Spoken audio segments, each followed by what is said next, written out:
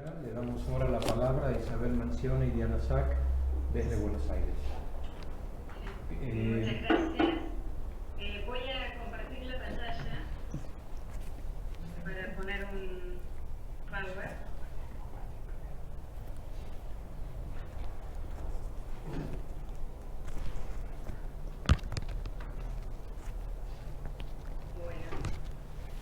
Bueno, en primer lugar, muy interesante e impactante tu exposición, Trinidad, y verás que en muchas cosas es coincidente con algunas de nuestras ideas. También verás que tratamos de ayudar a seguir teniendo una mirada esperanzadora sobre el futuro y a un cambio de paradigma en la educación. Agradecemos a la organización de este evento, especialmente a Gabriel, en nombre del equipo, por esta posibilidad de estar hoy con ustedes para socializar el trabajo en territorio que realizamos, así como también algunas conceptualizaciones devenidas de investigaciones que hacemos, trabajando en red con otros profesionales. Educreando Binacional es un proyecto que trabaja en la prevención de la violencia en escuelas de Italia y de Argentina, por eso binacional. Y hoy están con nosotros, para compartir esta ponencia, las coordinadoras del proyecto en Italia, que son Ana María Improta, que es psicóloga y profesora de SOSTEM de Nápoles, y Ana María Salzano, egresada de Ciencias de la Educación y que trabaja como docente en Milán, dos lugares donde se aplica el proyecto. También nos acompaña el profesor Damián Rivero, que es licenciado en Gestión Educativa, especialista en ajedrez, autor del libro Jugando al ajedrez desde el nivel inicial, y también es miembro del Team Educando Binacional de Argentina, Educreando Binacional de Argentina. El proyecto ha producido, entre otras herramientas, el libro Emocionario, que es una guía para trabajar la emocionalidad desde la escuela, abierta, virtual, con actividades tanto para los alumnos como para los docentes como para padres, y cuyo link para bajarlo gratuitamente les compartiremos al final de la charla. Gabriel probablemente se los va a poder mandar.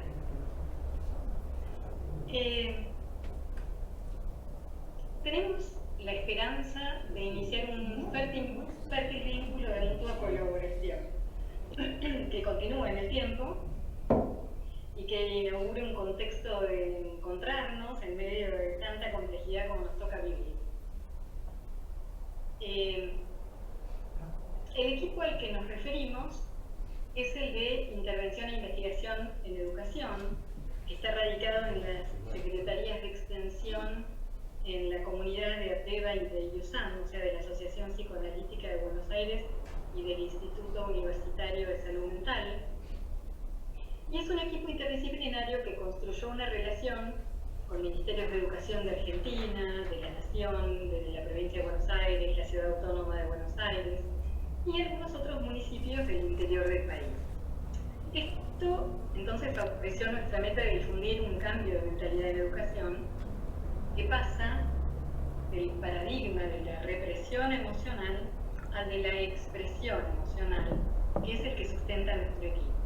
Como ya decía Ferenczi desde 1908, no es nuevo lo nuestro.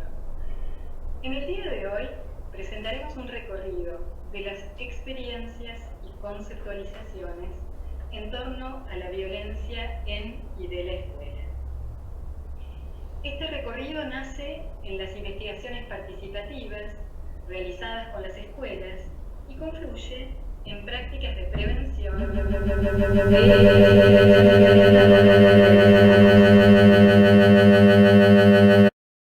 Fundamentalmente, trabajamos por una cultura de la paz que pueda afianzarse desde un cambio de mentalidad entonces en el ámbito de la educación. Nuestro interés es desarrollar y aplicar dispositivos para que el ser humano pueda contener al otro y contenerse a sí mismo en los ámbitos escolares y de este modo poder sostenerse y resguardar el deseo de enseñar y de aprender, el placer por enseñar y aprender.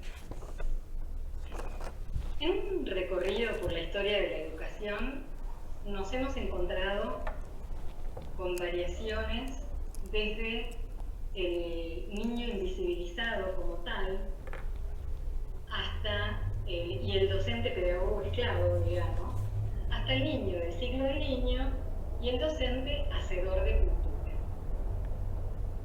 Como vemos, esta es una historia en movimiento, en la que el docente puede sentirse atrapado entre las representaciones sociales de su rol y las exigencias que impone la realidad en torno a suplir o acompañar algunas funciones que antes desempeñaba la organización familia. ¿Por qué trabajamos en y con la escuela? La escuela llega a muchas familias con un efecto multiplicador de la prevención y del cuidado de la vida, y además nos consulta. O sea, nos es posible trabajar con ella. La escuela es una institución muy querida. Si se la critica es porque se espera de ella más de lo que puede dar para completar el proceso de humanización, siendo al mismo tiempo una caja de resonancia de lo social, bueno, como ya nos decía Trinidad, ¿no es cierto? Nos gusta mucho algo que dice Cuban, que es que cuando la sociedad le pica, se rasca en la escuela. Es que la escuela funciona entonces como la caja de resonancia de todos los fenómenos sociales, y si trabajamos con ella, se puede prevenir algo que a nosotros nos interesa, que es el malestar en los vínculos. La escuela puede brindar una nueva oportunidad para el desarrollo interrumpido. Trabajamos en y con la escuela para incluir proyectos que permiten la prevención también del malestar docente, del burnout, del estrés, porque el educador no solo es efector del conocimiento, sino que también es receptor de la emocionalidad circulante, en un vínculo de muchísima intimidad. Y los estudiantes buscan en la escuela el interlocutor que no encuentran por fuera de ella. Por eso pensamos que contribuye a crear vulnerabilidad si no cuenta con los dispositivos adecuados, como puede ser ofrecer igualdad de oportunidades y trabajar por una cultura del cuidado de la vida. Es que si la escuela está equipada adecuadamente, brinda esa nueva oportunidad para el desarrollo. ¿Cómo sabemos eso?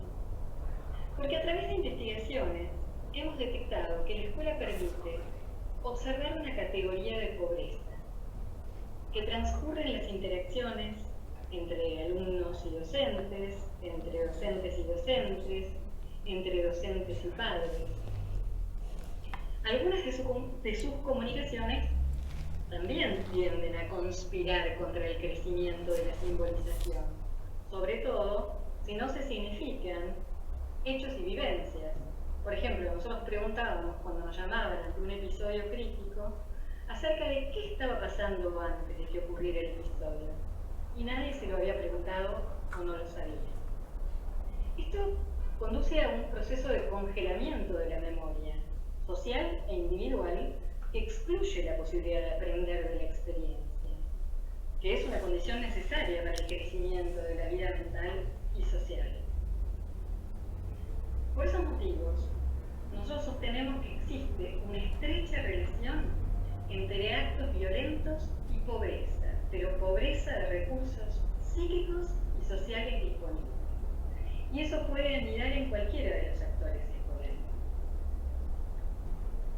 Nos preguntamos cuándo es que la violencia comenzó a ser un problema para la escuela. Y la violencia comienza a ser un problema para la escuela cuando la ejercen los estudiantes o sus padres. Mientras era ejercida por la escuela, estuvo naturalizada como dentro de la lógica de la enseñanza. Perdón que me volvió atrás la presentación.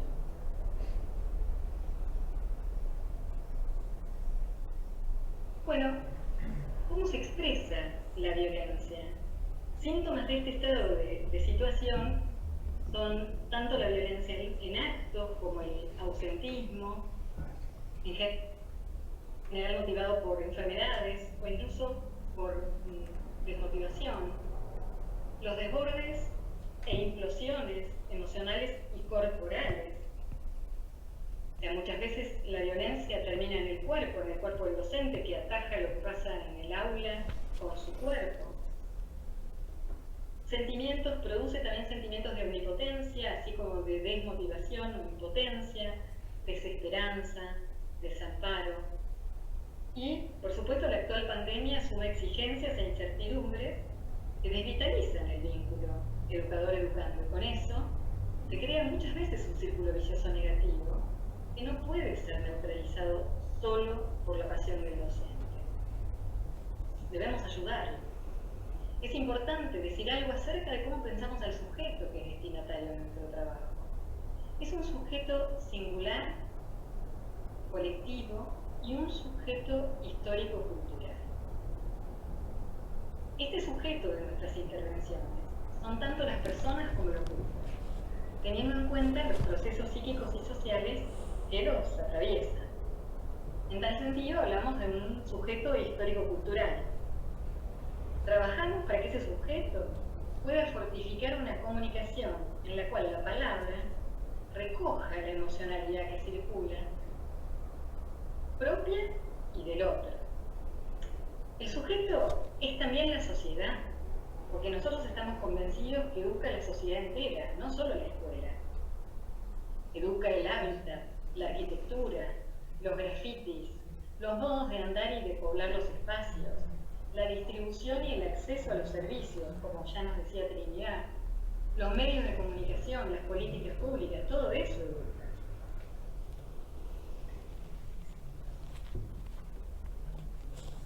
Bueno, va a continuar mi colega Isabel Mansión.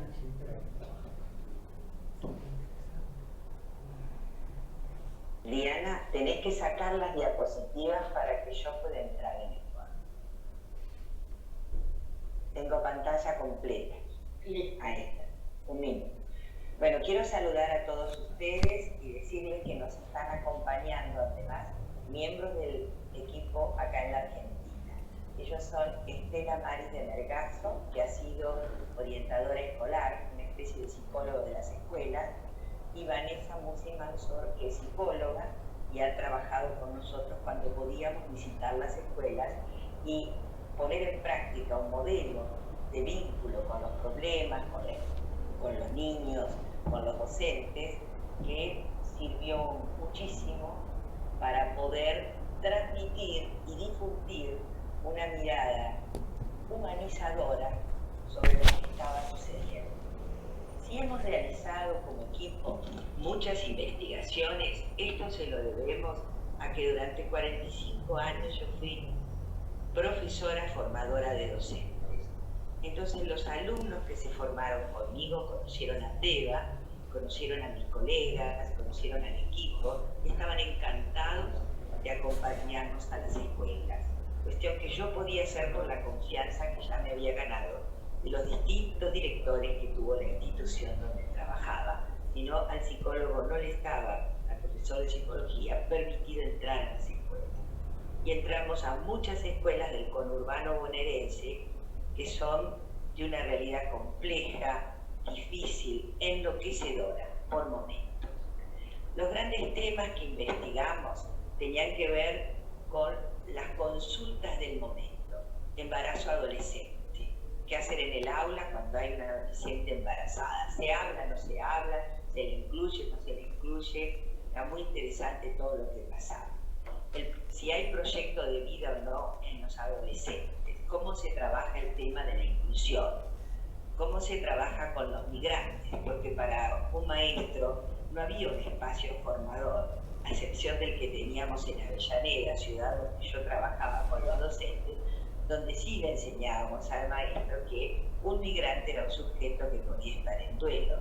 De lo contrario, el maestro no estaba formado para encarar cómo tratar al alumno migrante, teniendo presente su subjetividad.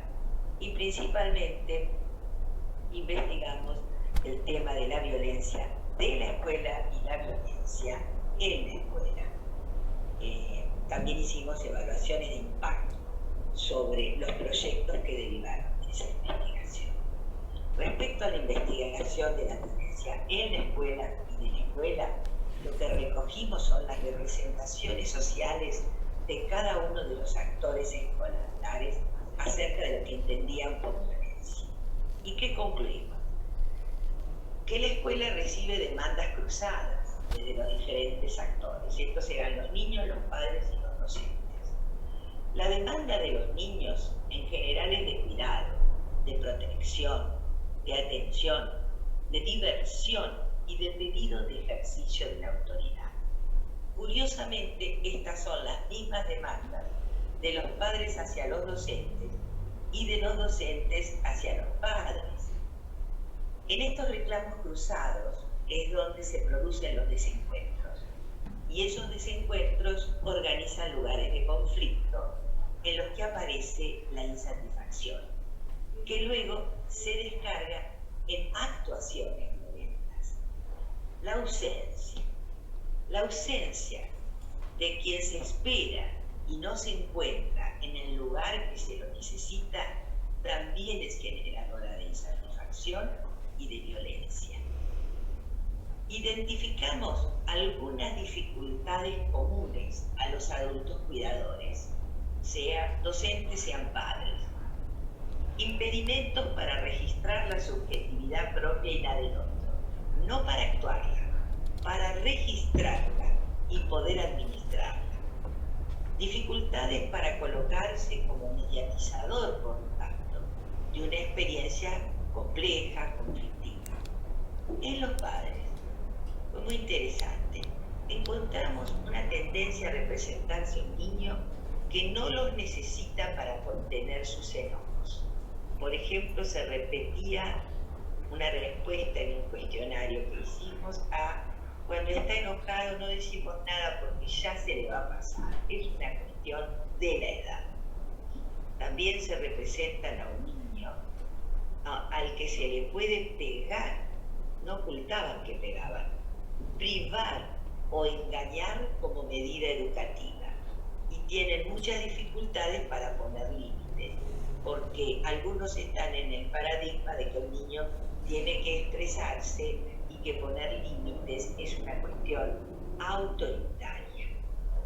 La escuela tiende a soportar la culpabilización con complicidad de otros sectores de la sociedad. ¿Pero por qué? Porque es una institución que se mantiene de pie y siempre da alguna respuesta. Y entonces se espera de ella que supla las funciones de otras instituciones, incluso funciones que el Estado no cumple. Respecto al pensamiento, encontramos un pensamiento olvidado, el pensamiento intuitivo. Pero este no es el pensamiento intuitivo que describía Piaget a los 4 años de edad. Este es el pensamiento intuitivo del adulto, que acá en Argentina le llamamos corazonada. No sé si tiene el mismo nombre en España. Es producto de haber tenido muchas experiencias que permiten construir esta abstracción que hace que vos en un determinado momento sientas que ahí hay peligro. Nos decía una regente, por ejemplo, del instituto donde yo trabajaba, me decía: Isabel, ¿cuánto me acordé de vos y lo que das sobre el pensamiento intuitivo? Porque hace unos días atrás, en el turno de la noche, yo vi un profesor y un alumno discutiendo y tuve la corazonada de que debía intervenir, porque era la autoridad presente. Me retiré y terminaron peleando en voz alta, de una manera que se asustó mucha gente. Bueno, por suerte lo que íbamos transmitiendo empezaba a anidar un poco en las autoridades del instituto donde trabajábamos. De esto se deriva una recomendación: no despreciar el pensamiento intuitivo, no despreciar la corazonada, no pensar que es una fantasía que gobierna mi mente, y reaprender a ser receptivo a los elementos emocionales que circulan, incluso alojando aquello de que no entendemos su significado, porque ya alojarlo es una manera de comenzar a pensar. También registramos qué era lo que tendía a debilitarse a raíz de este estado de cosas, ni más ni menos que los deseos de enseñar y aprender, la coherencia en el ejercicio de la autoridad. También se debilitaba el trabajo en equipo, pero bueno, no olvidemos que en la Argentina hubo muchos años de dictadura en los cuales no nos podíamos reunir. Así que se aprendió de esa manera a trabajar solo. Hubo que vencer la cantidad de años que dura el efecto de una condición social y política. Las relaciones receptivas y de reconocimiento mutuo con las familias estaban muy debilitadas. Ahora hicimos una segunda investigación, porque en esa primera encontramos interacciones en las cuales se gestaba y sostenía la violencia. Entonces usamos un método que se llama el del incidente crítico, y a las escuelas que ya nos conocían les pedimos que cuando surgiera alguna situación violencia nos llamaran por teléfono, que inmediatamente íbamos a estar con ellos. Esa es la metodología del incidente crítico. Y entonces es casi un estar en el hecho cuando está ocurriendo. No tan cerca, pero bastante cerca.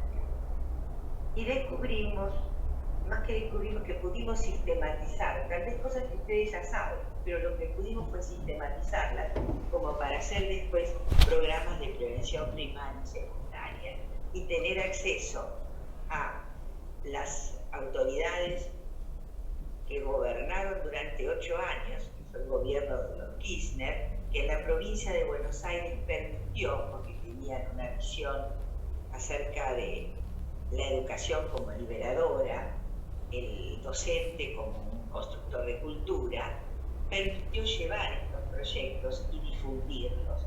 En otros gobiernos el destino fue distinto, pero siempre hemos buscado con el equipo la manera de llegar, más allá de las políticas públicas que tuvieran en ese momento, la manera de llegar a las mismas políticas públicas por corredores intermedios. Lo primero que vimos como interacción violentadora fue la invisibilización de un tema, de un problema, de un alumno. Esa invisibilización está ligada al ocultamiento y al abandono de algo o de alguien que no se entiende. Entonces se ingresa en una zona interpersonal de riesgo por hacer de cuenta que no pasa nada. Es un poquito parecido a lo que Trinidad decía cuando hablaba de la negación. La hipervisibilización es todo lo contrario. En las aulas hemos escuchado a veces condenar a un sujeto en público, algo así como, che, Juan, vos siempre el mismo. Y también cuando estuvimos en Italia en una ocasión, las dos colegas que nos acompañan lo recordarán, un señor que tenía un hijo autista hizo un emprendimiento muy importante para darle trabajo a los niños autistas. Sin embargo, en un momento dado de la noche, muy amablemente nos invitó a estar con él, los expuso demasiado. Eso daña también. Al presentarlos, obligarlos a hablar, es una situación compleja y tensa. A eso llamamos, y a otras expresiones de las interacciones, lo llamamos hipervisibilización. La hipervisibilización se construye allí, en las escuelas donde hay un sobrediagnóstico respecto a un sujeto o a un grupo. Y entonces aparecen la intolerancia y los mandatos de diagnóstico cliché. Otro tipo de interacción violentadora es la desresponsabilización y culpabilización mutuas. Bueno, sus palabras lo dicen. Uno pregunta, ¿qué pasó aquí? ¿Qué sucedió? Y están ahí los que peleaban. No, yo no fui, no fue nada. Entonces, toda esa situación hace que la escuela, que está comprometida con pensar la inclusión y no cuenta en todo el territorio nuestro de la Argentina con una educación para el registro de la emocionalidad y expresarla a través de una comunicación empática, entonces se queda muy expuesto el que está tanto peleando, discutiendo o como sea con otra persona a circunstancias que no puede resolver y solo parecen incompatibilidades entre las diferencias. En este sentido, el reconocimiento de las diferencias tampoco garantiza justicia social, porque las diferencias pueden ser sentidas como un mal inevitable. Son pocos los casos en que un actor no autorreferencia la conducta del otro. O sea, en este sentido elaboramos unos proyectos que permiten que el sujeto aprenda a distinguir lo que ocurre de lo que me ocurre, que es un primer camino para entrar en contacto con la propia subjetividad. Otra interacción violentadora. Ocurren daños y no hay reparación. Es muy común en nuestra sociedad aprender a mentir. Mienten los distintos instituciones componentes de la sociedad. La mentira es una práctica habitual en la sociedad y en la escuela también. Ahora, esto desprestigia la confiabilidad sobre todo. Siento que los psicoanalistas sabemos que es en los vínculos confiables donde uno puede crecer. Y el vínculo confiable requiere un acercamiento a la verdad. Otra interacción, la descontextualización de los hechos privándolos de significado. O sea, es muy difícil encontrar no solo que expliquen qué está sucediendo, sino qué pasó antes y qué pasó después. Entonces ocurre que lo que ha sucedido se convierte en un experiencial, por inventar una palabra. El experiencial es la pura experiencia que no sale de ahí y no produce subjetivación ni mentalización. Otra interacción violentadora. Desencantos mutuos por desencuentro de expectativas. Ni el profesor es el profesor que el alumno desea, ni el alumno es el alumno que el profesor desea. Entonces, esta no aceptación de la incompletud del otro permite armar algunos proyectos también para prevenir esta interacción violentadora. En general, la escuela se mueve con altas exigencias y reconocimiento. La comunicación, en realidad, tendría que empezar por destacar los aspectos positivos de los sujetos, de los grupos, para luego entrar en aquello que hay que desarrollar. La soledad, por no sentirse pensado adecuadamente, es también un modo de interacción violentadora, pensar mal a alguien. Cada uno de ustedes tendrá la experiencia de cuánto duele que te atribuyan cosas que no son tuyas. Otra interacción que no necesito ni explicarla, el desacople entre las normas y las prácticas. O sea, están las normas. Isabel, disculpame un minuto, no estás compartiendo pantalla y están pidiendo que lo hagas, por favor. A ver, un momentito, no sé qué puede pasar. Ahora sí. Ahora sí. Bueno, ya los patrones de interacción los dije, Diana, podés poner alguna siguiente, porque a partir de todo esto es que trabajamos con Italia, reunimos nuestras experiencias desde hace 7 años atrás y pudimos diseñar un modo de intervención al que bautizamos como intersubjetividad transformadora. Este es un proyecto que para cumplirse requirió del desarrollo de ciertos dispositivos. No sé, Diana, si los tenés en un Power, me parece que sí. Estos son los dispositivos que estamos desarrollando para poder llevar adelante lo que hemos llamado una intersubjetividad transformadora. O sea, detectado algunas cuestiones de la violencia y las interacciones violentadoras, lo importante era encontrar algo que tuviera sus pasos para poder transmitir a un docente que se mueve con el conocimiento de la pedagogía y la didáctica y le resulta familiar encontrar que algo se haga paso a paso y no a la manera nuestra más psicoanalítica del consultorio. Entonces desarrollamos algunos dispositivos y los seguimos desarrollando que tienen estos nombres. Escucha activa.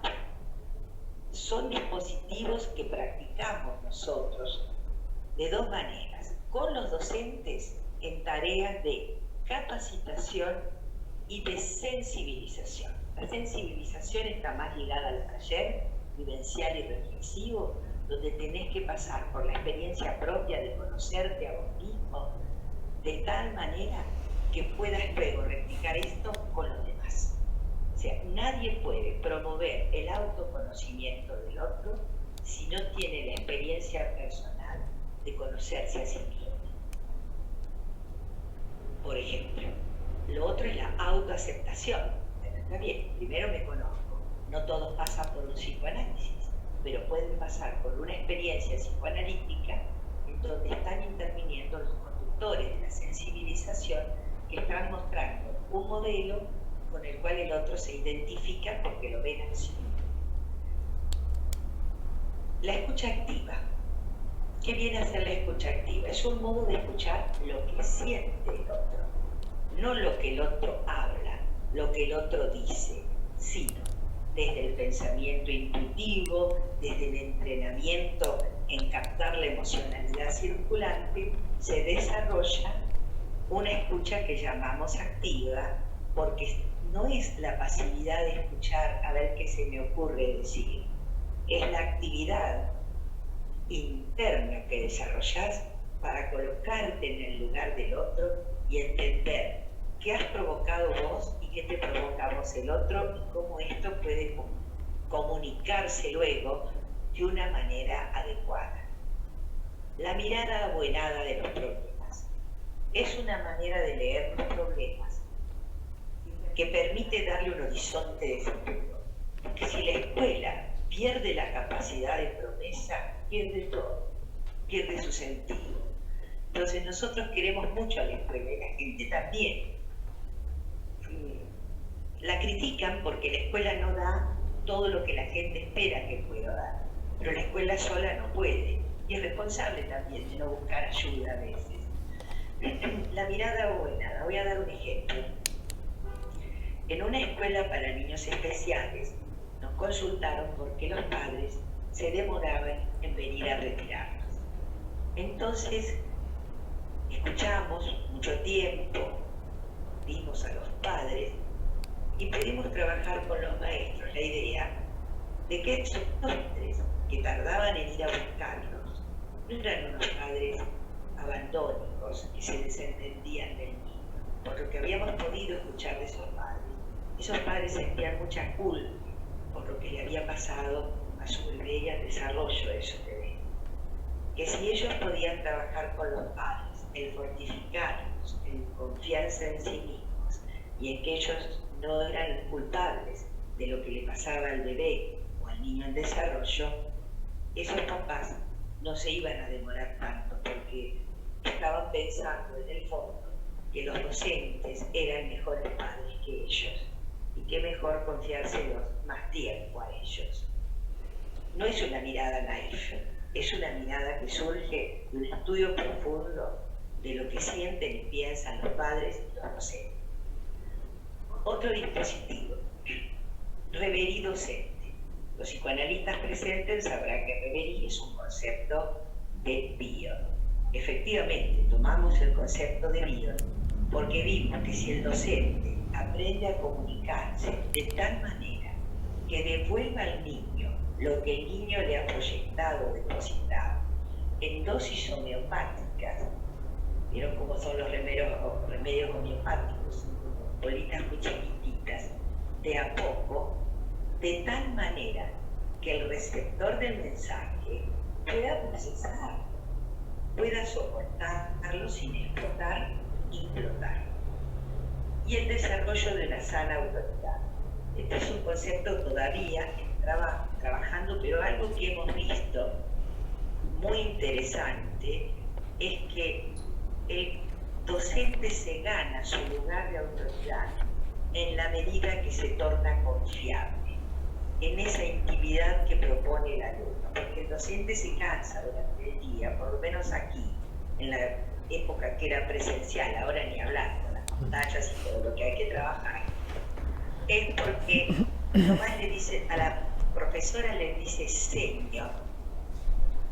Es una abreviatura de señorita que habla de una proximidad y de una intimidad que hay que soportar, porque espera mucho en la señora y deposita mucho en ella. Entonces, se vuelve autoridad en la medida que se torna confiable, porque se vuelve un docente que interpreta adecuadamente lo que está pasando en el grupo y no lo deja pasar. Entonces, desde cada disciplina, cuando a veces ocurren algunos hechos, hemos analizado situaciones que tienden a inquietar al grupo. Por ejemplo, cuando se enseña ciencias naturales y se enseña la evolución de la especie, suele haber en el aula una inquietud muy grande. El docente no sabe, porque tampoco se le ha enseñado, que se está hablando de la muerte, no solo de la vida, porque se han pasado miles de años, la especie evolucionó, es que muchos murieron, y la inclusión de la muerte y el tratamiento de la muerte en los escenarios escolares, hoy sobre todo, con esta cuestión de la pandemia, es fundamental. Los docentes tienen que recibir nuestra colaboración en el sentido de, si no se los formó en los institutos formadores de docentes de las universidades, trabajar el tema de la muerte, así como el de la sexualidad. Bueno, estos son los conceptos en desarrollo. No me acuerdo, Diana, si había algo más que estaba a cargo nuestro.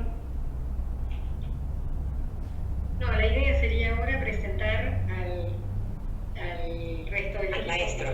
Exactamente. Bueno, teníamos por idea, todo esto hay algunas fotos que tenemos, porque tenemos el orgullo de decir, esta es una foto donde me ven a mí en la provincia de Misiones, se formuló una ley de educación emocional basándose en nuestro libro Caja de Herramientas para la Educación Emocional. Entonces nos invitaron, pude ir yo sola en ese momento, y era un día que no había transporte, había huelga. Sin embargo, había 500 docentes para escuchar cuál era nuestra manera de pensar al docente. Fue impresionante. Yo misma me emocioné porque estaban de 500 docentes, y en la provincia de Misiones tiene solo una cámara, la de diputados, no tiene cámara de senadores. Entonces ahí se reunieron. No sé si hay alguna otra de los trabajos hechos en políticas públicas. Sí. Bueno, digamos que hay varias de las distintas cosas que hemos hecho a lo largo de los años y de la forma en que hemos presentado EduCreando todos estos años, ¿no es cierto? Y la metodología que vos describiste. Claro. Bueno, entonces ahora le vamos, acá están fotos de cuando estuvimos en Italia, en la de arriba verán Ana María, las dos Ana Marías que hoy están presentes, y también la gente de Tellano, de la fiesta de la infancia, con los cuales trabajamos en conjunto. Y abajo está un director de música de la escuela orquesta de acá de la ciudad de Lobo, yo estoy en este momento, que es la ciudad que permitió abrir un corredor educativo con Italia. Y estábamos trabajando en Italia la construcción de algunas respuestas de ellos frente a la frustración, pero para que pudieran hacer con ello un hip hop, creo que es, no sé, es una música moderna que a ellos les gusta. Y el profesor acompañaba con el violín, era muy simpático. Es una publicación en los diarios de Italia, donde me encuentro con Ana María Prota, Ana María Sanzano, que son las coordinadoras y que nos presentaron a los distintos municipios, porque involucramos, si podemos, a los municipios en esta Italia. Bueno, vamos a presentar al maestro licenciado en educación, pero que le gusta trabajar de maestro, que se llama Damián Rivero. Tengo el orgullo de decirle que fue alumno mío, por lo tal, nunca le pido a Damián que digan cómo fui como profesora, porque tengo miedo de haber repetido muchos años, pero Damián nos acompañó, a Diana, a mí y a todo el equipo que se estaba formando desde el comienzo. Hace 25 años atrás íbamos a las escuelas de la ciudad de Buenos Aires y de la provincia de Buenos Aires con Damián. Bueno, Damián, tienes unos minutos. Era chiquito en esa época. Sí, tenía pelo. Siempre que me veía Isabel decía, era flaco y tenía pelo. Bueno, buenos días, buenas tardes. Gracias por esta oportunidad. Muy interesante todo lo que hemos escuchado. Estoy agradecido en principio a Isabel, a Diana y a todo el equipo de Creando Binacional, porque trabajamos para la esperanza. Y este camino que venimos construyendo hace tantos años, con investigaciones en campo, le decimos así, genera muchos aprendizajes. Lo que quiero compartir hoy es el testimonio de que no estamos solos. Creo que de todo lo que han hablado Diana e Isabel, los docentes tenemos la oportunidad de construir redes de sostén, de generar espacios de reflexión, de trabajo en equipo, de producir proyectos para que se sostengan en el tiempo. La idea es que los proyectos sean colectivos. Hemos también a lo largo de la historia de la educación puesto al docente en un lugar de mucha soledad, y lo que hemos aprendido con este camino que hemos transitado es que solo es muy difícil, y es por eso que trabajar en equipo y poder generar espacios donde nos sintamos pensados, porque algo que decía antes Isabel de las interacciones violentadoras es no sentirse pensado, desde una manera quizá negativa, no es positivo. Bueno, sentirse pensado por otro docente, sentirse pensado por un directivo es algo que facilita mucho el trabajo. Ejemplos puedo dar muchos, pero me gusta dar uno que hacía una directora, ¿no? Llegábamos los lunes, con todo lo que implica llegar un lunes 7:30 de la mañana a una escuela en invierno, y por ahí que la directora nos reciba con un desayuno sabiendo lo que a cada uno le gustaba, quién tomaba té, quién tomaba café, generaba un ambiente de confianza y un estímulo para poder contarnos qué nos pasaba, para después reunirnos y decir qué había circulado en el aula, qué habíamos visto, abuenando la mirada, tratando de entender qué había pasado en ese grupo, qué pasó con esa familia que confía en la escuela. Un ejemplo de por ahí cuando recibimos a un nene o a alguna nena en un estado emotivo por ahí de nervios, y en vez de pensar que la familia elige depositarlo en la escuela, otra manera de pensarlo sería, bueno, lo trae porque piensa que acá podemos hacer algo para ayudar a este nene o a esta nena. Entonces, si bien es muy extenso y tengo muchas ganas de decir varias cosas, me gustaría utilizar una metáfora para entrelazar lo que dijo Trini con lo que dijeron Diana e Isabel, y que tiene que ver con el ajedrez, que es algo que me gusta mucho, que puede ser que pensemos a la actualidad de distintas maneras, y con la pandemia, y con la conectividad, y con la educación virtual, como que estamos en jaque, pero no estamos en jaque mate.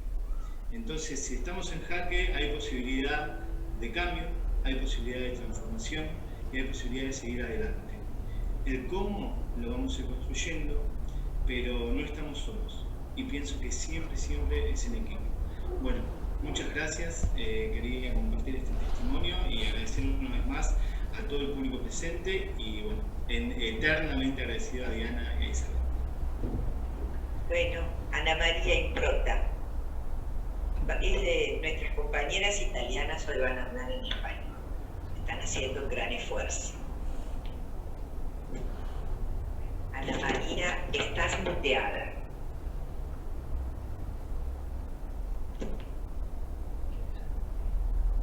Buen día y gracias a todos por la hermosa bienvenida, y espero contribuir con una pequeña reflexión sobre el trabajo realizado durante estos 7 años consecutivos de colaboración. Deseo comunicarme con ustedes en su idioma, pero me disculpo por la pronunciación. Mi nombre es Ana María Improta, psicóloga, psicoterapeuta y docente de escuela secundaria en el Istituto Comprensivo Primo Don Bosco Belloni di Portici, que es la institución coordinadora por Italia. y trabajo hace 30 años. La vocación de trabajar con grupos donde hay niños con discapacidades le he puesto en práctica desde 1990 y me apasiona el diálogo con ellos, la relación significativa, descubriendo las capacidades que tienen y que estaban invisibilizadas socialmente y aún en la escuela.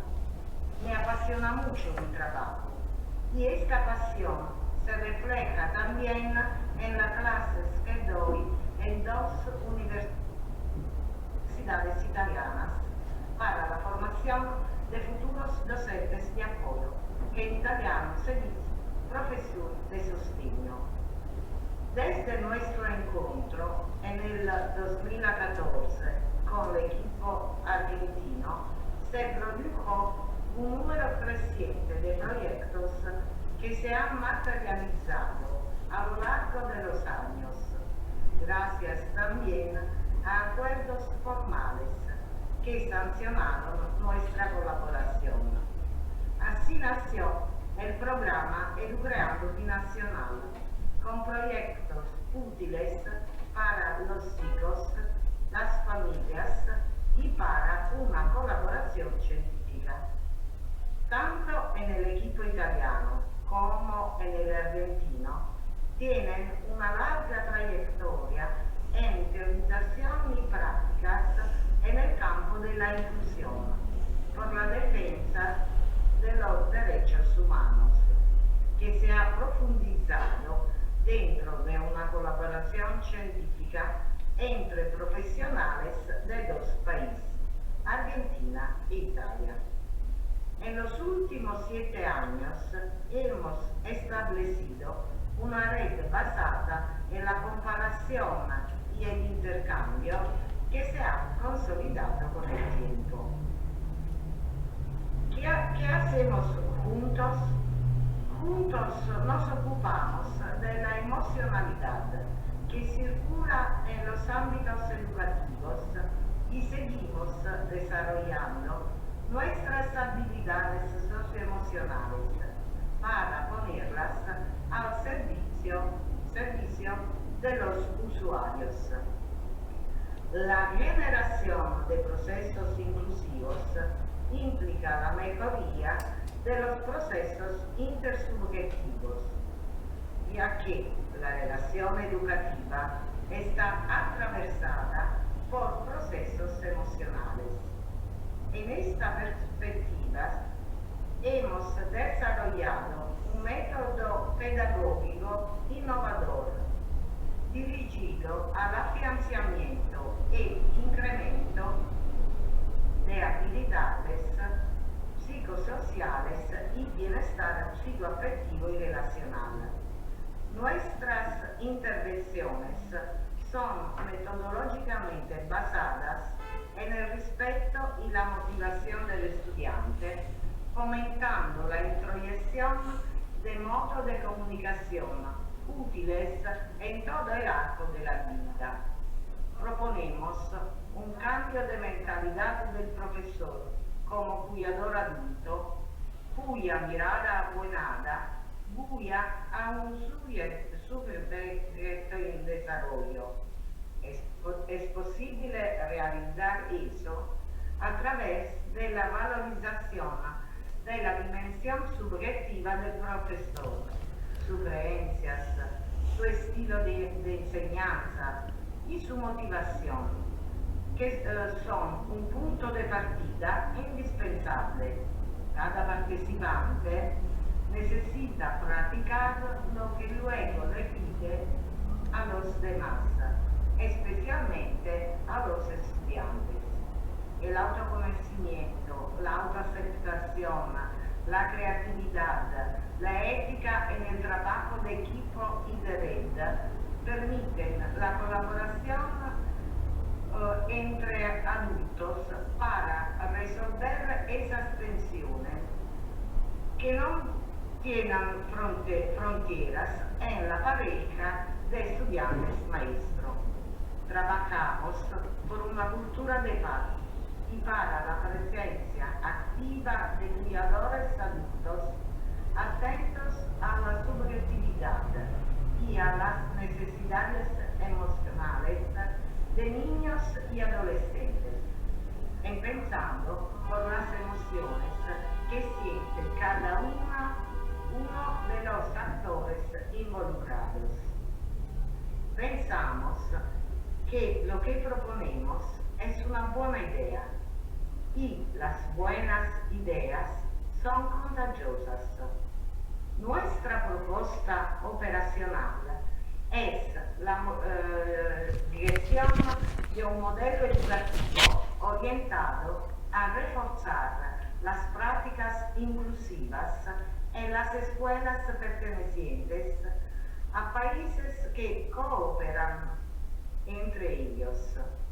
Uno de los puntos fuertes del programa Educreando Binacional es la inclusión de las diversidades como patrimonio y recurso para toda la comunidad educativa. En esta perspectiva, a lo largo de los años, se trató de consolidar las relaciones entre pares, reforzando el efecto cordata, que el alumno en dificultad está insertado en un contexto imaginado como una línea continua, en que cada niño está en un cierto punto con respecto de sus habilidades, que se sostienen y valoran así dentro del grupo de los compañeros en la perspectiva del aprendizaje cooperativo. Por el efecto cordata se entiende que el docente, junto con los estudiantes, ha podido construir un vínculo donde se sostienen uno al otro. Este trabajo es preventivo de los malestar subjetivos que genera el aislamiento y la exclusión. La herramienta esencial que utilizamos son los métodos expresivos que permiten aceptarse a sí mismo y a los demás, desarrollando un tipo de comunicación que va más allá de la palabra, como la escritura creativa, la representación gráfica y las historietas, la autobiografía y storytelling con la ayuda de tecnologías multimedia, el juego de roles, la dramatización y el teatro, la danza y el aprendizaje cooperativo. Como en todo trabajo que incluye la investigación, nosotros nos dirigimos a la metacognición, que es la base para pensar herramientas innovadoras, creativas, que se derivan de las experiencias realizadas. Gracias a todos por su atención y la comunicación de comunicarnos con ustedes, ya que nos sentimos unidos también si estamos distantes. Paso ahora la palabra a Ana María Salzano, coordinadora por la Escuela de Pioltello, Milán. Buen día. Yo hablo poquito español. Me disculpo por mi pronunciación. Mi nombre es Ana María Salzano. Soy egresada de Ciencia de la Educación y soy docente de escuela primaria en Pioltello, a Milano. Trabajo en este tipo de escuela desde hace más o menos 30 años. Antes de ser maestra de escuela primaria, trabajé en la escuela secundaria y en la escuela nocturna para adultos. Siempre me encuentro bien, pues me gusta muchísimo enseñar. Personalmente, siempre obtuve buenos resultados con alumnos con capacidades diferentes, porque por lo general traté de acercarme a una relación significativa en la cual mi primer objetivo era el de ser aceptada por el alumno, proponiendo todo de manera juguetona, de modo tal que sintieran que yo los acepto así como son, en una perspectiva de reconocimiento recíproco. El encuentro con el programa Educreando Binacional me brindó la oportunidad de combinar la teoría y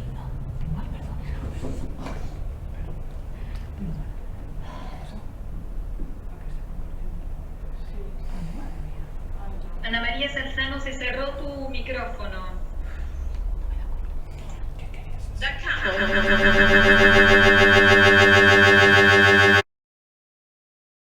Educreando Binacional me brindó la oportunidad de combinar la teoría y la práctica. Como pedagoga pensé que la relación con el alumno es el instrumento principal para aprender. Con los niños sentí desde el principio que la primera forma de entrar en relación con ellos es el juego. La experiencia me demostró que en situaciones difíciles, a veces una sola palabra afectuosa es suficiente para tranquilizar el clima emocional. En vez de subrayar los aspectos negativos de las situaciones, los modificó con juegos. También con juegos de palabras que ponen en acto un proceso intersubjetivo, transformativo y virtuoso. El buen docente debería tener antes que nada una mente abierta, lista al cambio y a los desafíos puestos por el mundo de la complejidad, capaz de innovar su propio sonar didáctico respondiendo a la exigencia del contexto en el cual opera, que nunca es el mismo. El buen docente debería estar dispuesto a escuchar al otro, valorizando sus potencialidades y promoviendo el desarrollo, sin establecer para objetivo el cambiarlo, sino el que puede dar a través de nuevas estrategias y nuevos instrumentos. Solo de este modo puede mostrarse como docente intérprete de las experiencias emocionales del alumno. Gracias.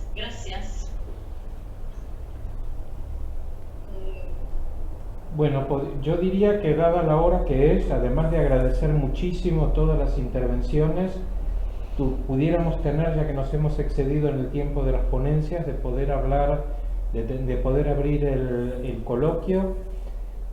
Sobre todo me gustaría mucho, dado que tenemos la experiencia, y creo que bastante poco habitual y tan enriquecedora, de tener representantes de la educación, tanto de España como de Argentina, como de Italia, que también entre vosotras pudierais armar alguna especie de diálogo, los puntos de coincidencias, de divergencias, dónde os encontráis, dónde os distanciáis. Antes quería simplemente leer dos comentarios que hay en el chat, de Adriana Schliffman, que dice: dos intervenciones muy ricas y complementarias. Cuando nos sumergimos en la desesperanza, la posibilidad de realizar un proyecto conjunto revitaliza. Me quedo con la frase: a la escuela la queremos. Albertina Galeano dice: las prácticas positivas son contagiosas. Me quedo con esta idea. Muchísimas gracias por la ponencia. A Trini por su acertado juicio y mirada crítica que invita a pensar.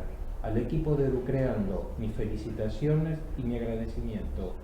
Como orientadora escolar me quedo con todo lo escuchado aquí y con el deseo de que se puedan tender puentes también hacia España, donde estamos deseando contagiarnos de vuestra pasión.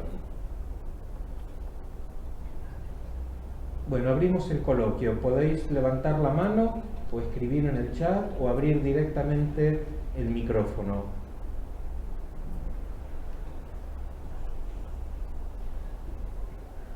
Bueno, voy a tomar la palabra. José Diana me dice que sale muy fuerte mi voz. ¿Es así? No, tranquila, se te escucha muy bien. Mucho, que repercute cuando acercas mucho el micrófono a tu boca. No, así sale perfecto. mí me parece que todo lo que ha dicho Trinidad es impresionante, coincido con su mirada. Lo nuestro es un trabajo diferente, porque es como que estamos luchando desde las bases. Como no esperamos grandes cambios desde arriba, nosotros vamos a las bases, vamos a las escuelas de a poquito, investigamos con los maestros. Ya de por sí le damos un lugar muy diferente al maestro. No es alguien que nosotros, al quien investigamos, sino que investigamos con ellos. Esa investigación se llama participativa y también se llama investigación-acción, porque al mismo tiempo que estamos trabajando con ellos, armamos la investigación. ¿Sí?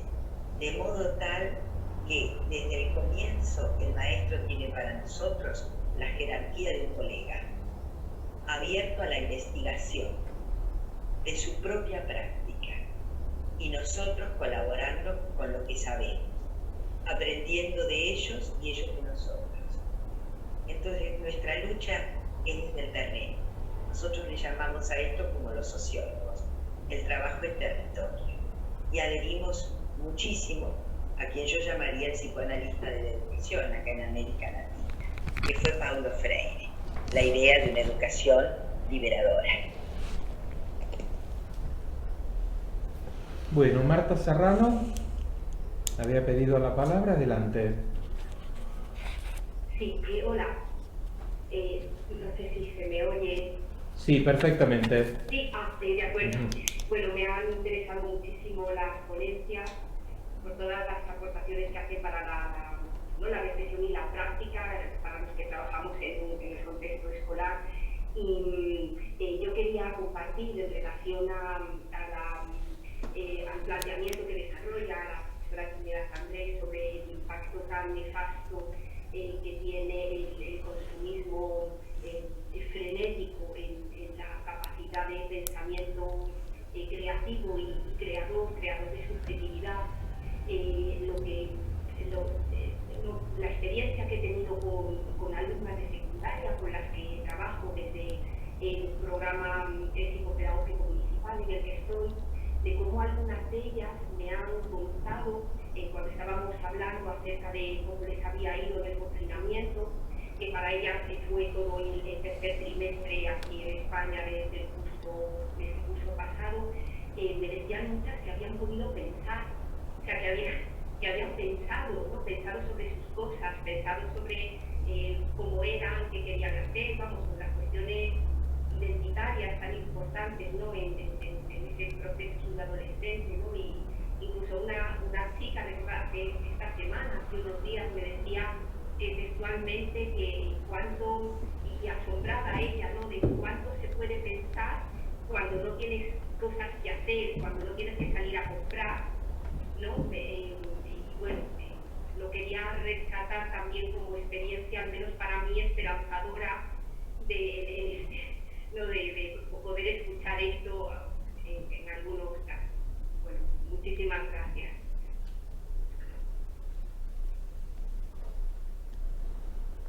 Vanessa Musi dice muchas gracias. Sí, quería adelante. Decirte que Ana María Salzano, Ana María Improsta puede dejarte un sitio de donde descargar el libro que escribimos para docentes, psicólogos que trabajan en la escuela, padres, para trabajar durante la pandemia. Como todavía la pandemia sigue, no sabemos hasta cuándo, es una descarga gratis para todos aquellos que trabajen en la escuela. Pueden ver lo que hemos volcado ahí como actividades para ayudar a los docentes a trabajar con ellos. Lo agradecemos enormemente, muchísimas gracias Ana María.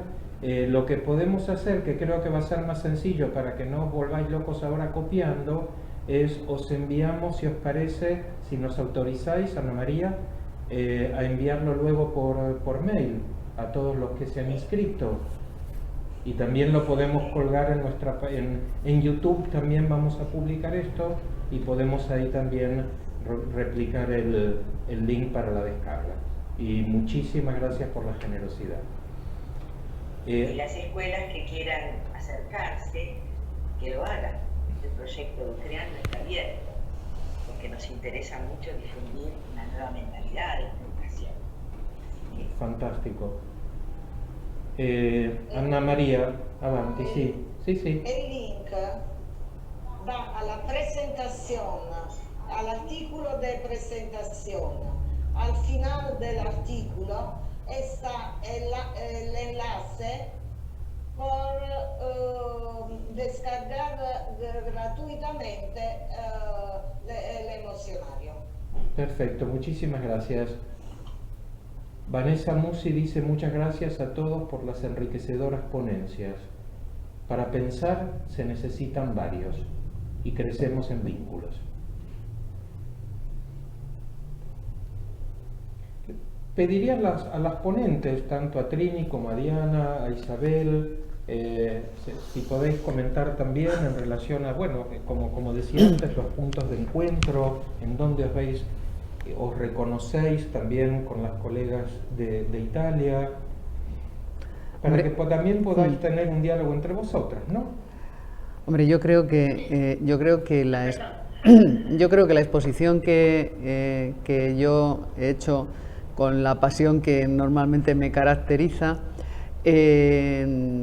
lo único que, o sea, no pretende desvincularse, no pretende por lo menos serlo, una exposición desde arriba, es decir, sino también desde la base. Es decir, yo trabajo aquí en Madrid en un instituto de la zona sur con 19 nacionalidades diferentes y con unos índices en estos momentos de paro y de precariedad en cuanto a medios económicos tremenda. Es decir, yo conozco la realidad desde abajo porque yo trabajo en esa realidad y trabajo en esa realidad desde hace también 34 años, ¿no? Lo que sí me parece interesante, y por eso yo lo he planteado así, es que a veces desde mi punto de vista, nos estamos dejando entrar, y estamos dejando entrar en la escuela una serie de cosas que amenazan con su destrucción. Esta es mi visión. Y hay una serie de resistencias para que esto no ocurra. Yo creo que Educreando es otra parte de esas resistencias, es decir, ayudar a resistir a los docentes y ayudar a resistir a los alumnos y a las familias a través precisamente de crear vínculos, de escucharnos, de estar juntos, de ver, y esto me parece muy interesante, que no únicamente visiones nacionales o visiones locales, esto es un problema global. Y yo creo sinceramente en que la potencialidad que tenemos los docentes como agentes de cambio es enorme. Por lo tanto, lo que pretende mi discurso es precisamente activar esta esperanza y activar este cambio que veo que en pequeñas, que al final se convierten en grandes cosas, están haciendo en muchas partes, ¿no? Con lo que se ha expuesto de las compañeras en Argentina y en Italia me parece magnífico y extraordinario, ¿no? Nosotros también, en el centro donde yo estoy, que es el IES Prado Longo de Madrid, llevamos 20 años con un programa de mediación de conflictos entre iguales que realmente está funcionando, ¿no? Estamos haciendo ahora mismo trabajo y preparación, estamos preparando un curso de formación en torno a las bandas de barrios dentro de lo que es nuestro propio centro. Es decir, yo creo que en ese sentido nosotros pertenecemos a todos esos que están luchando. Pero lo que sí que es interesante es no olvidar precisamente esto, el contexto en el que nos estamos moviendo, el ataque que desde una perspectiva global estamos recibiendo y a quién tenemos delante. Quien tenemos delante es extraordinariamente poderoso, ¿no? Entonces, efectivamente, vamos como hormiguitas yendo contracorriente y esto es muy esperanzador. Somos grandes generadores de esperanza. La escuela es realmente la esperanza que tenemos para poder modificar algo de donde vivimos, yo estoy convencida. Y bueno, esto de que surjan ejemplos y que podamos colaborar entre nosotros me parece absolutamente maravilloso. Cuanta más red, mejor, ¿no? Como ha dicho el compañero. Lola Nevares había levantado la mano. Perdón, Diana, luego te paso la palabra a ti. Lola, adelante. Bueno, hola, soy psicóloga y trabajo en orientación escolar con formación psicoanalítica. Bueno, quería un poco situarme en ese momento. Yo la verdad es que he pasado por varias durante estas presentaciones que me ha interesado mucho. Como conozco a Trini, sé que su tono es muy enérgico, aparentemente parece que era un discurso como que desesperanzador, pero como ha dicho ella, es verdad que ella en su propio instituto, de a poco, como decís vosotras, están logrando cambios en un barrio además muy duro del sur de Madrid, donde yo he trabajado también, y aquí hay compañeras que trabajan. Luego he pasado con las compañeras de Argentina y de Italia, un subidón me ha dado de esperanza y de ganas de que abráis un corredor hacia aquí, que estemos nosotras esperándoos para recibirlo, porque en Madrid, que es de donde podemos hablar, la situación es de jaque. Todavía no es de jaque mate, pero es, bajo mi punto de vista, en general desoladora. Lo que pasa que hay islas de esperanza, como el Instituto de Trini y algunas otras compañeras que seguro que están haciendo cosas, pero yo desde un equipo que trabaja en el centro de Madrid, en el centro Barbazuela, pues la situación es bueno, un poco triste, ¿no? Por eso, a la vez, no sé, me apasiona mucho todo lo que habéis dicho, y yo no sé de qué manera y de a poco se podría incluir, al menos en Madrid, intentar abrir alguna puerta. Bueno, eso era todo. Gracias. Gracias, Lola. Trasladado queda el mensaje y el pedido. Diana, adelante. Sí, bueno, por un lado, por supuesto que nos interesa muchísimo esto de que el corredor tenga una vertiente hacia España, por supuesto que sí. Bueno, Gabriel, te voy a pedir que te encargues de pasarnos los mails y así quedamos comunicados. Y a mí me pasaba que cuando la escuché a Trinidad, realmente lo que me surgía era la palabra resistencia, ¿no? Como cuando ella describía, sí, parecía en algún sentido una visión decepcionante de la realidad, pero muy realista, digamos, ¿no? O sea, una descripción muy clara de situaciones que ocurren y que vemos cotidianamente. Y al mismo tiempo un llamado a abrir la cabeza y ver otra cosa, ver que se puede. Por eso a mí me surgía la palabra resistencia todo el tiempo. Y es lo mismo, creo, que tratamos de hacer en Educreando. Lo mismo que tratan de hacer los docentes que se apasionan con su trabajo y que siguen apasionados con enseñar, que transmiten, digamos, amor al conocimiento.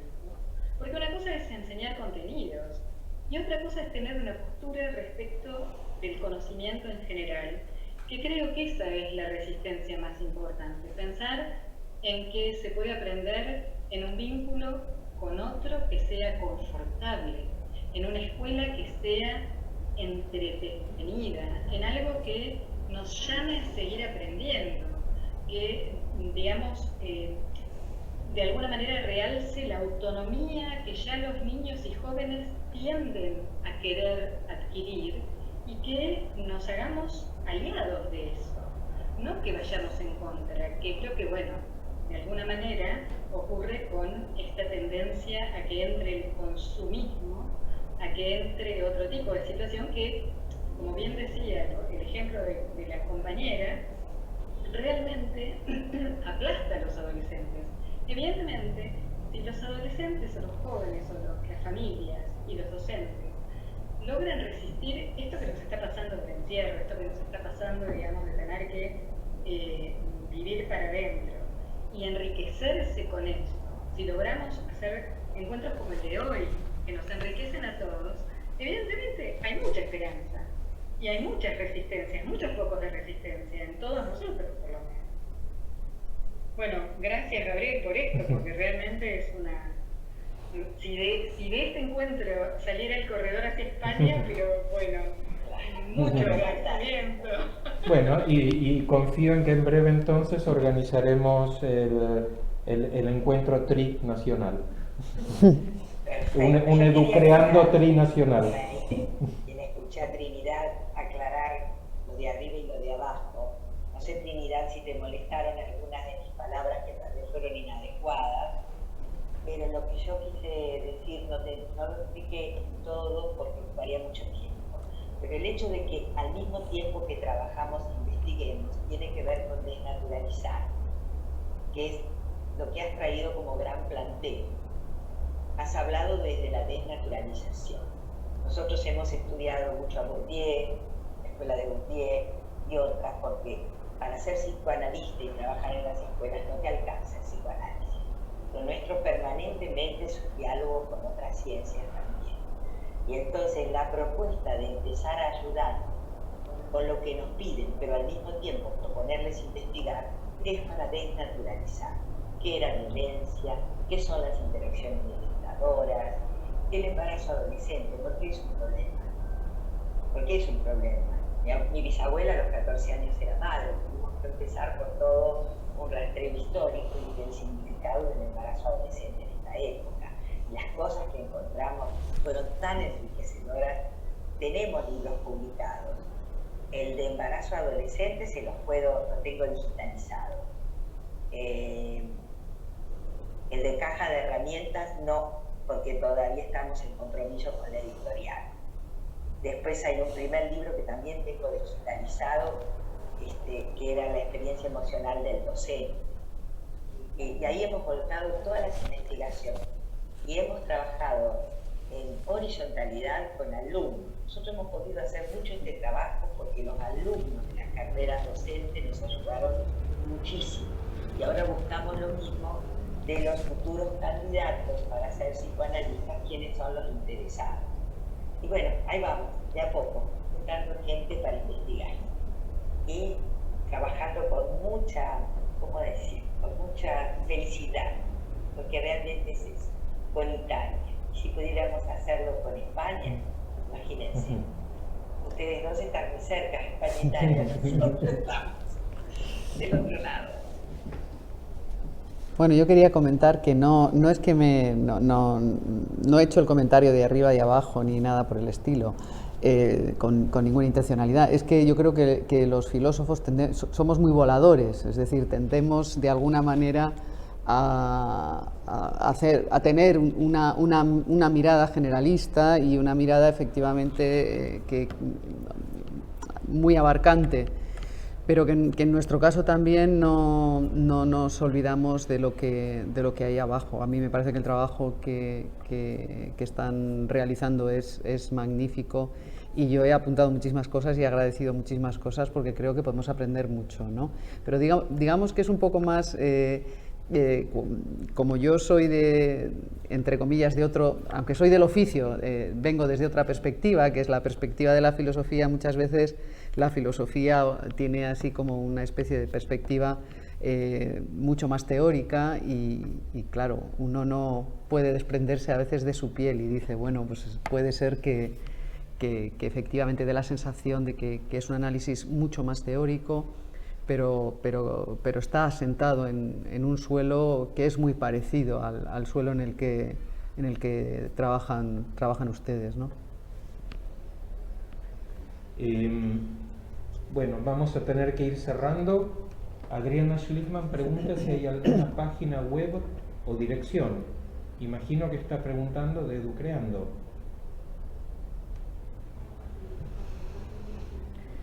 Bueno.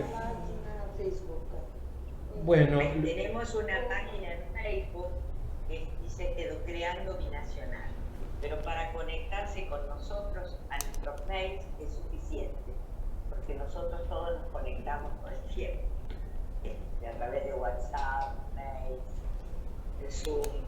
Ya somos expertas en tecnología. Bueno, no voy a leer todos los agradecimientos porque estamos en horario, pero muchísimas personas están agradeciendo las ponencias, las interesantes reflexiones.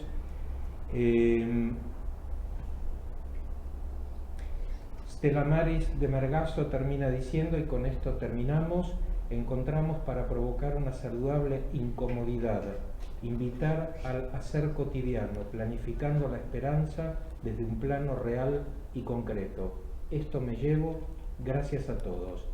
Me hago extensivo, realmente agradezco muchísimo a las colegas italianas, sobre todo el enorme esfuerzo que habéis hecho quienes estáis desde Buenos Aires, desde horas tan tempranas, casi de madrugada, aportando vuestra experiencia, a Trinidad por su pasión también y sus reflexiones, y a todos vosotros por estar. Confío realmente, y lo digo, no lo digo como frase hecha, lo digo realmente como una expresión de deseos desde esta asociación, que podamos, que este haya sido el primero de varios encuentros que podamos hacer en torno a este tema que, como yo dije en mi presentación, compromete no solo a los que estáis en el ámbito de la educación, sino que creo que nos compromete y nos involucra a todos aquellos que vivimos en esta sociedad y que estamos en contacto sobre todo con las problemáticas de la infancia y de la adolescencia. Así que muchísimas gracias a todos, os espero en próximos encuentros y muchísimas gracias. Muchísimas gracias a ti también. Gracias. Sí. Muchas gracias a todos.